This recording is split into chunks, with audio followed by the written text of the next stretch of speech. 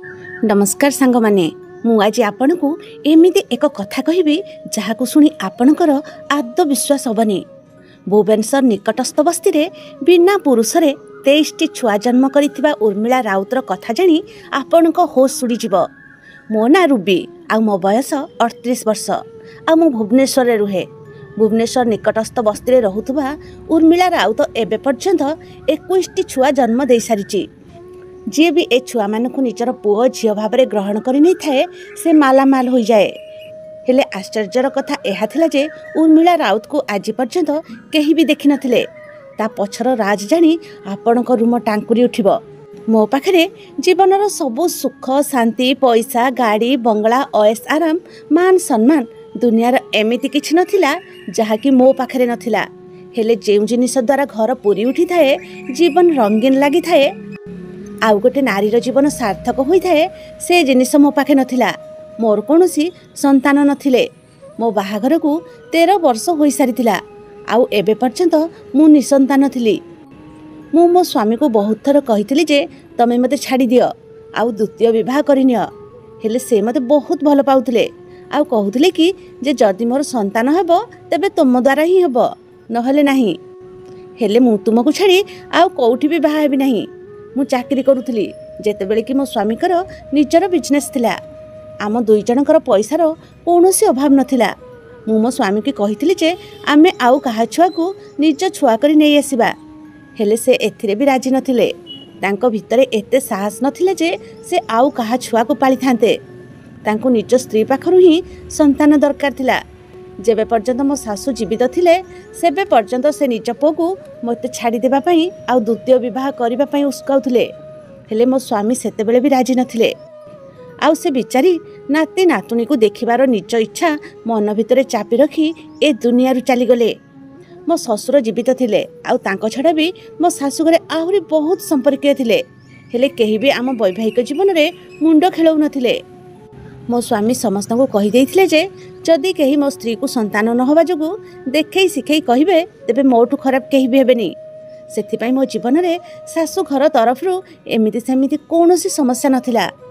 मो ना खुशी आ मु भुवनेश्वर रे रुहे। मु चारि भाईंकर एकमात्र भौणी। मो बापांकर निजर बिजनेस अछि। मु मो बाप घर तरफरु भी खाइला पीला घर रथिली। प्रथमे मो भाई मानकर बाहागर होला आ तापरे मोर।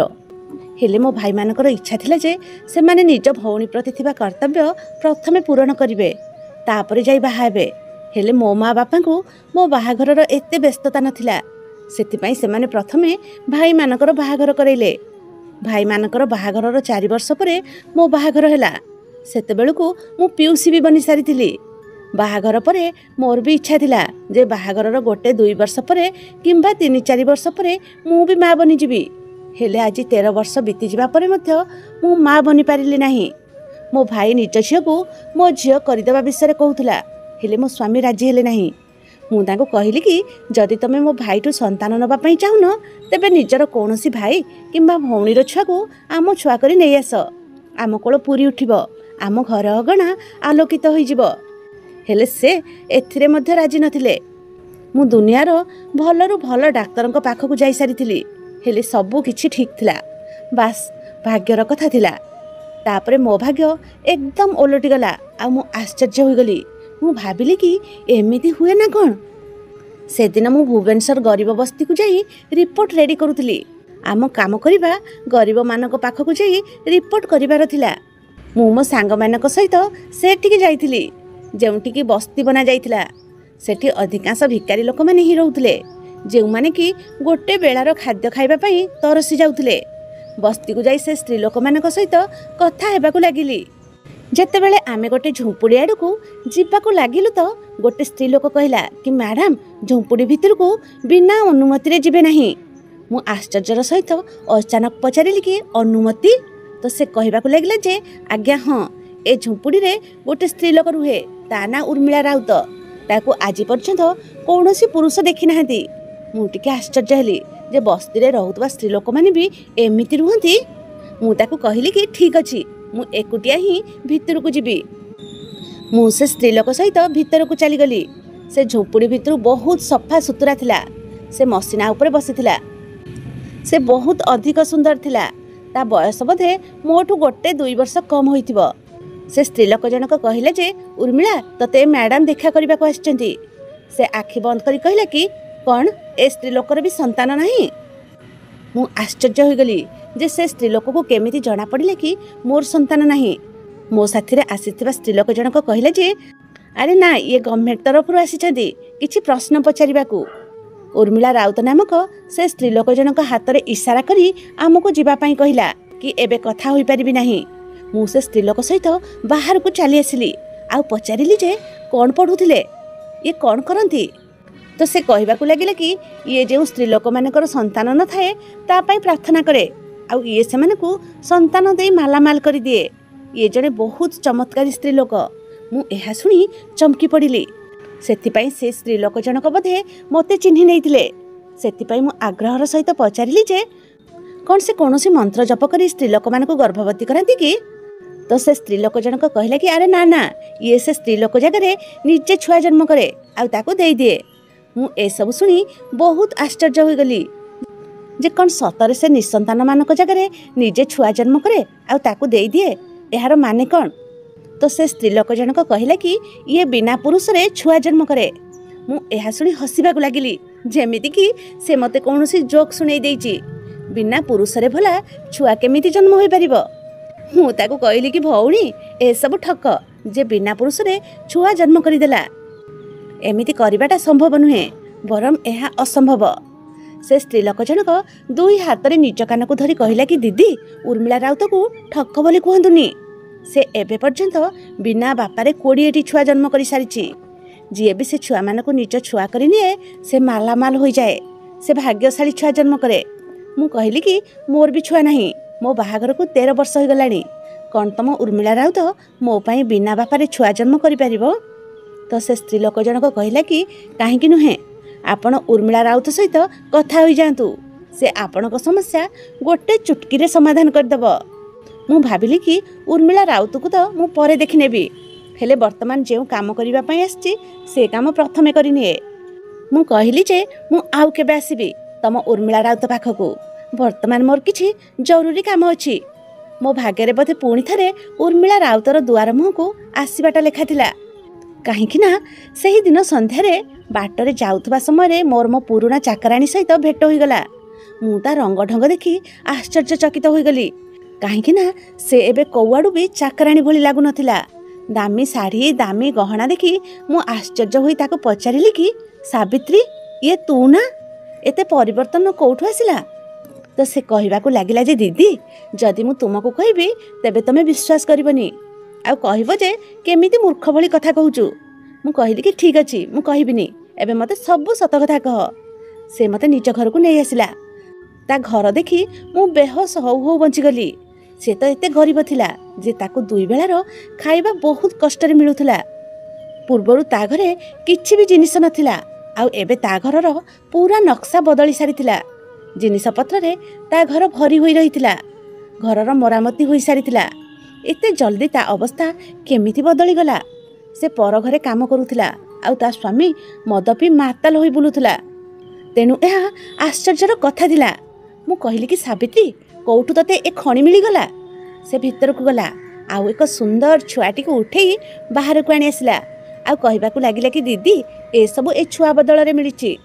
मु जेबेठु ए छुआ को निज छुआ भाबरे ग्रहण करिछि सेबेठु आमे मालामाल होई जाइछु। ये बहुत भाग्यवान छुआ। मु ताको पचारिली कि कोठु आनिलु। तो से कहबाकू लागिला जे बस्ती रे जे झुंपुड़ी अछि सेथि मध्यरु गोटे झुंपुड़ी रे गोटे स्त्री लोक रुहे। से बिना बापारे ए छुआ को जन्म देइछि। आमे याकू निज छुआ करी नै आसिलु। मु चमकी पड़ी पचारिली कि तू आउ से उर्मिला राउत कथा कहूनु तो। से भी चमकी पड़िला आ कहले कि तमे ताको केमिति जानिल।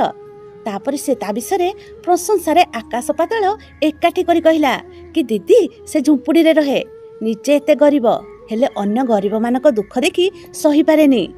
से बिना बापार छुआ को जन्म दिए काहेकि ना आज पर्यंत कौनसी पुरुषर नजर ता उपरे पड़िनी। जो गरीब लोक ता जन्म करिथिबा छुआ को नेई नियंती से माने मालामाल होई जांती जेमिति कि मु होई जाईची। जेउ दिन मु ताठु ए छुआ को आनी घर को आसिली सेई दिन राति रे कहि जने बिडा बिडा नोट भरी होई रहितिबा ब्याग आम घर को फोपाड़ी देला आउ सेथिरे गोटे कागज मध्य थिला जेउथिरे कि लेखा थिला ए छुआ बहुत भाग्यवान, एहार सबुबेले जत्न नेबु। दीदी से दिनठू आम अवस्था परिवर्तन हो गला, आउ एबे मु बहुत खुशी रे अछि। मो मस्तिष्क तार सब कथा मानिबा पई राजी थिला, केवल ए कथा को छाड़ी देले जे से स्त्रीलोक बिना कौनसी पुरुष साहाय्य रे छुआ माने को जन्म दिए। एमिति हेबा असंभव थिला। निश्चित भाबरे अन्य कौनसी कथा थिबो। मोर से उर्मिला राउत पाखकू जिबार कौनसी उद्देश्य नथिला। हेले सावित्री मुहरु ए घटना विषय शुणी मु निष्पत्ति नेली जे ए रहस्य उपरे मते ही परदा उठेबा को पड़िबो जे से केमिति छुआ जन्म करे। जदि कौनसी पुरुष आज पर्यंत ताकू देखि नाहंती तेबे एहा केमिति संभव। मु तापर दिन से बस्तीरे थिबा उर्मिला राउतर झुंपुड़ी की चली गली। मते तो से कौ आडू भी बस्ती बासिंदा भली लागु नथिला। बहुत भलो एवं सुंदर महिला थिला। मु ताकू कहली कि मोर कौनसी संतान नहीं। से कहिला जे मु जानिची तो बाहागर को 13 वर्ष हो गलानी, आ तू संतान न हबार दुख को सहचु। मु ता कथा सुनी आश्चर्य हो गली जे से केमिति जानिला। यह तो केवल आम संपर्कीय लोकंकु ही जना। से हसी हसी कहला कि मु तो एहा भी जानिची जहा तते भी जना नहीं। तापरे से कहला कि निज स्वामी उपरे नजर रख, सब किछि जना पड़ी जिवो। मु कहली कि तमे बिना बापार छुआ केमिति जन्म करूछ, मोर भी गोटे छुआ दरकार। तो से कहबाकू लागिला जे मु धनी मानक पई छुआ जन्म करे नाही। मु जे छुआ जन्म करे से माने भाग्यवान होइथांती। धनी लोक माने तो पूर्वरु ही भाग्यवान होइथांती। तांको पाखरे भला पैसार कोन बा अभाव। मु सेठू उठी बाहर को चली आसिली। जना नाही काहे के जानी मते से स्त्रीलोकर कथा हजम हेउ नथिला। ए सब मते बहुत अजब अजब लागुथिला। से बोधे एइथि पई मो पई हां कहला नाही, काहेकि ना मु पढ़ा लेखा थिली। आउ तार ए रहस्य विषय मु जानी नहीं थांती जे ता छुआर बापा किए। मु दुखी होई से झुंपुड़ी रु बाहरिली तो मु देखिली जे मोर जने क्लासमेट सांग चाली चाली सामना रु आसुथिला। मु पचारिली तू एठी? तो से कहबाकू लागिला कि हां एठी जने स्त्री लोक झुंपुड़ी रे रुहे। मु सुनिछि जे से बहुत भलो आउ छुआ जन्म करे। आउ जदि ता छुआ माने को केही निजर छुआ भाबरे ग्रहण करि निए से मालामाल होई जाए। तते तो मो घरर अवस्था विषय जना अछि जे केउ भली भाबरे आम घरर परिस्थिति बिगिड़ी जाइछि, आ केउ भली भाबरे मु बहुत चिंता रे अछि। सेइथि पई मु याको छुआ पई कहिबाकू आसीछि। मो सांग से झुंपुड़ी भितर को चली गला। मु निष्पत्ति नेइथिली जे ए झुंपुड़ी बाली ऊपर नजर रखिबाकू पड़िबो जे से कोन करूछि आ कुआडे जाउछि आ काहाकू देखा करबाकू जाउछि, कोन से चक्कर चलेबाकू चेष्टा करूछि।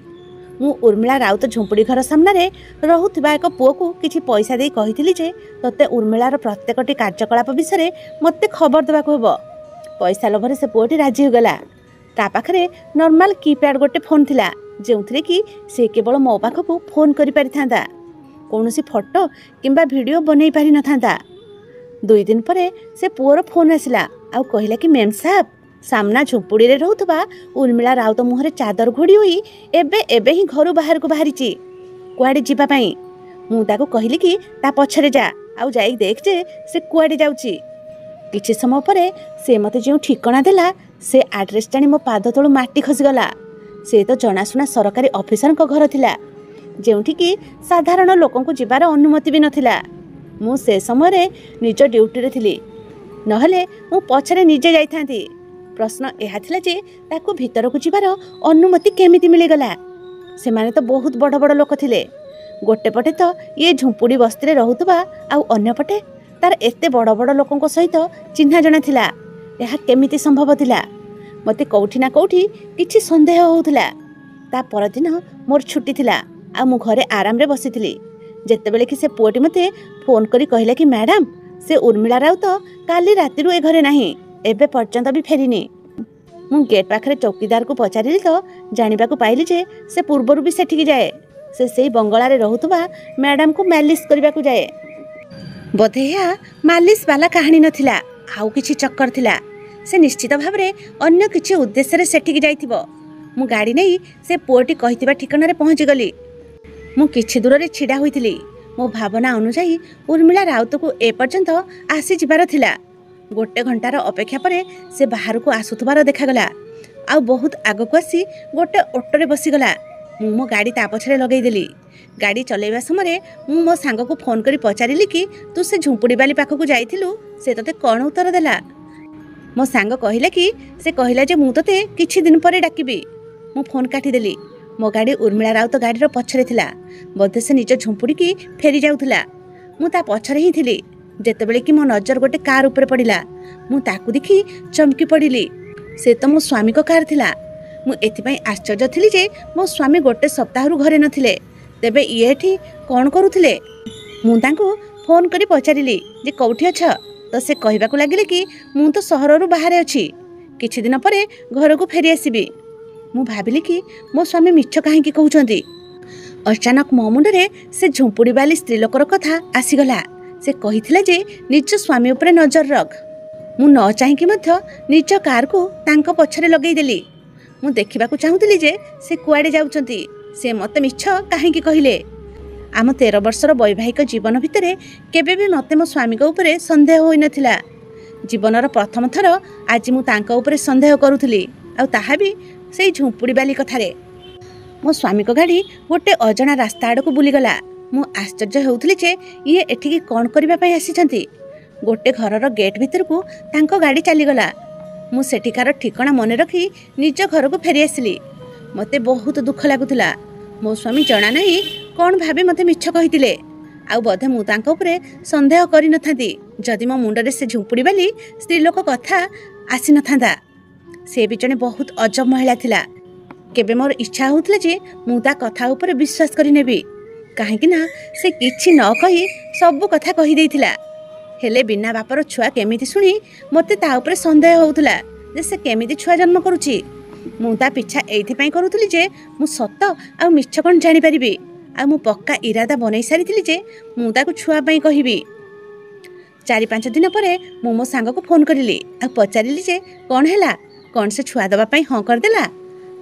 मो सांग कहला कि उर्मिला राउत कहला जे पूरा 4 मास परे ता घरे छुआर जन्म हेबो। तेबे जाई मु ताकू छुआ भाबरे ग्रहण करी निज घर को आनी परिबी। मु भाबिली कि कोन से गर्भवती होई जाईची। हेले केमिति मो जानिबारे तार तो बाहागर मध्य होई नथिला। कोनोसी बिना आवश्यक रे झुंपुड़ी रु से बाहरु नथिला। तेबे से बिना पुरुष रे छुआ केमिति करि परिबो? ए प्रश्न प्रथम दिन रु मो मुंडरे थिला। आउ एबे भी मते संदेह रे पकई दउथला। मु जे पुअटी को ता ऊपरे नजर रखिबा पई कहितली तार 4-5 दिन रु मो पाखकु फोन आसी नथिला।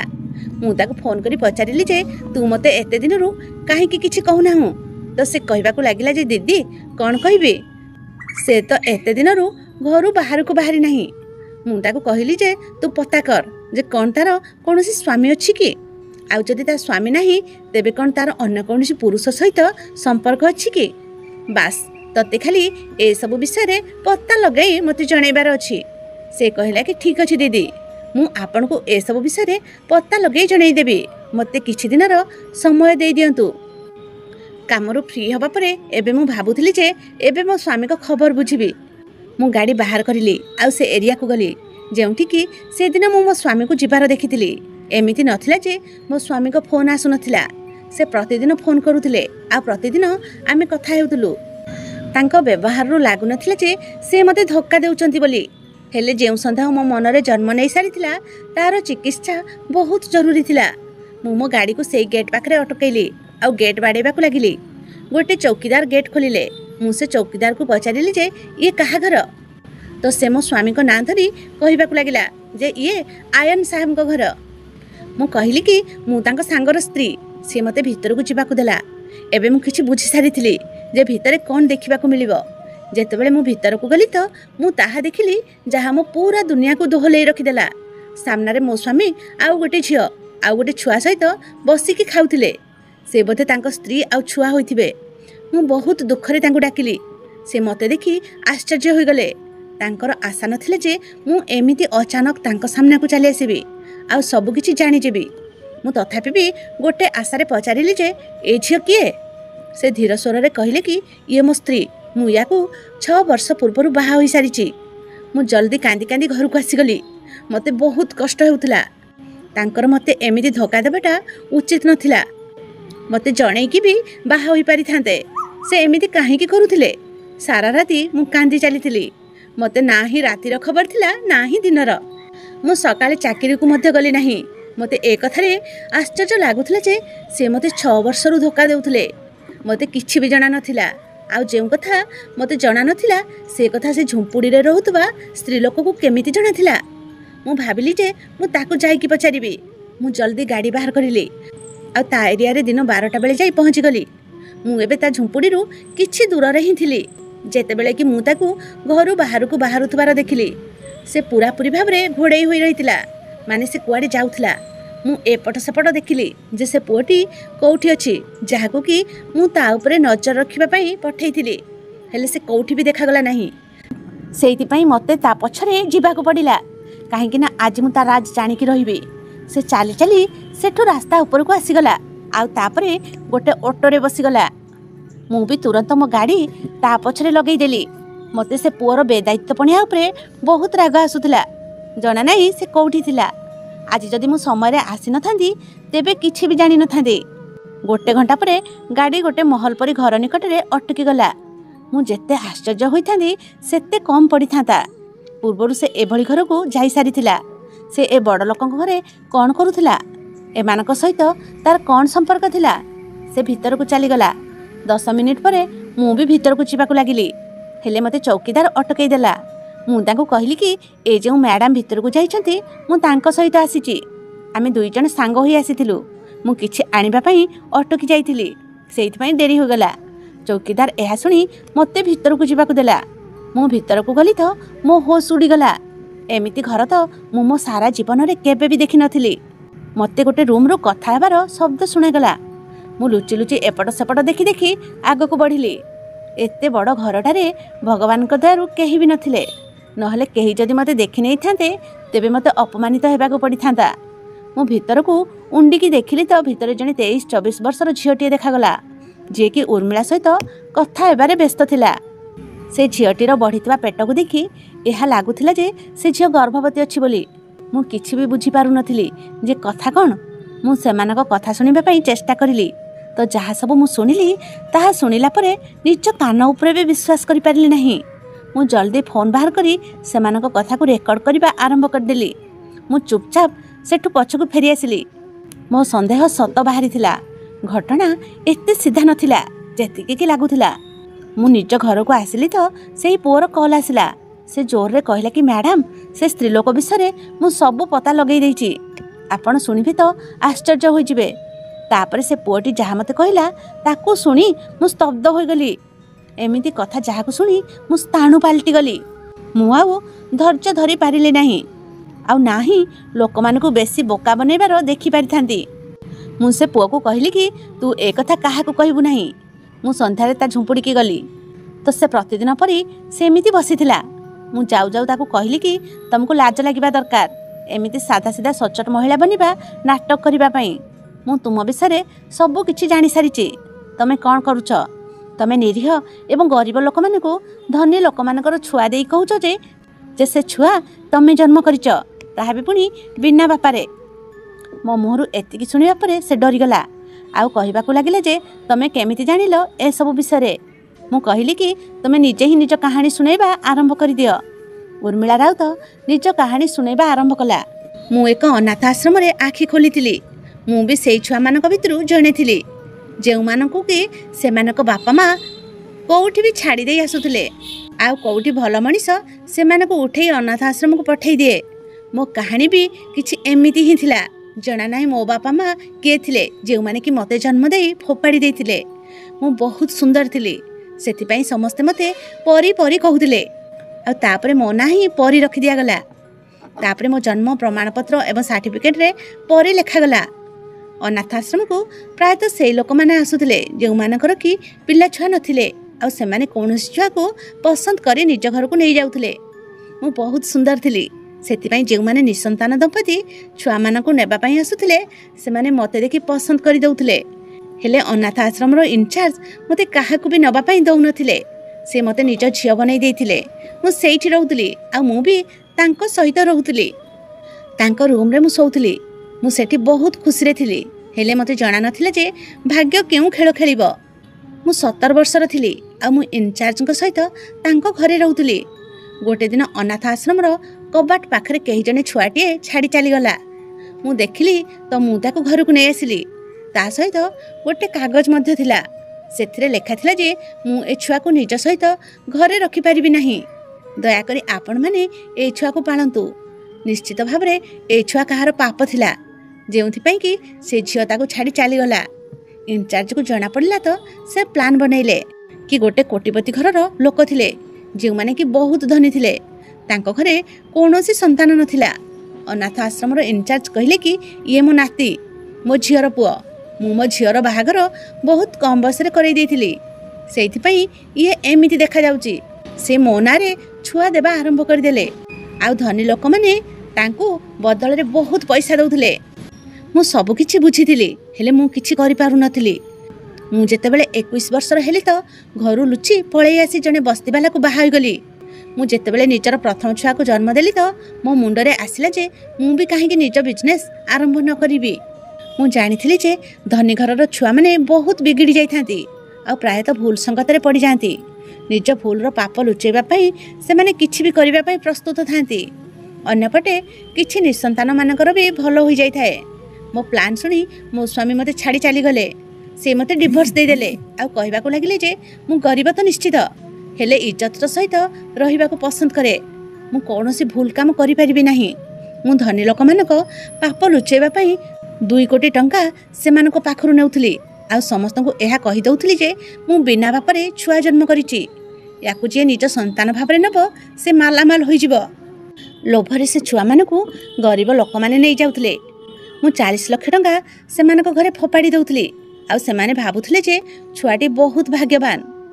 ଏମିତି ଭାବରେ ଧନୀ ଝିଅମାନଙ୍କୁ କୌଣସି ଆପତ୍ତି ନଥିଲା, ବରଂ ସେମାନଙ୍କ ମନକୁ ସାନ୍ତ୍ୱନା ମିଳୁଥିଲା ଯେ ସେମାନଙ୍କ ଛୁଆ ଭଲ ଘରେ ଉଚିତ ସଂସ୍କାର ପାଉଛି।